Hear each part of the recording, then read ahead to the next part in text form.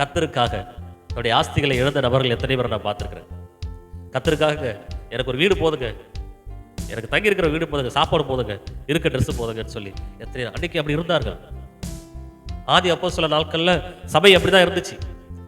தனக்கு உண்டானது எல்லாவற்றையும் விற்று சமமாய் பகிர்ந்து கொண்டார். இன்னைக்கு அப்படி யாராவது இருக்கிறாங்களா?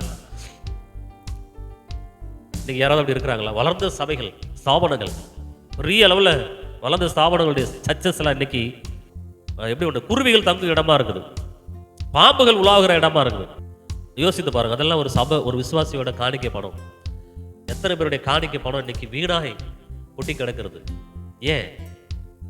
அந்த ஸ்தாபனத்தினால என்ன பண்ண முடியல? நிர்வாகம் பண்ண முடியல.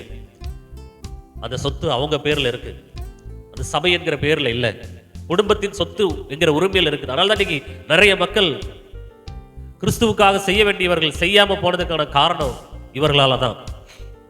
இன்னைக்கு எல்லாரும் தனக்கு உண்டாகணும் அப்படின்னு தான் நினைக்கிறாங்களே தவிர, என்னுடைய குடும்ப சொத்துல தான் வரணுங்கிறாங்களே தவிர, அது கர்த்தருக்கு என்று சொல்லி என்ன பண்ண மாட்டேங்கிறாங்க, நினைக்க மாட்டேங்கிறாங்க. கர்த்தர் எவ்வளவு கொடுக்கிறாரோ அது எல்லாவற்றையும் கர்த்தருக்காக தான் அந்த உலகத்துல செய்யணும். ஏன்னா அந்த உலகம் நிரந்தரமற்றது. ஆமென். இந்த ஜீவன் இருக்கிற வரையிலும் தேவனுக்காக மட்டுமே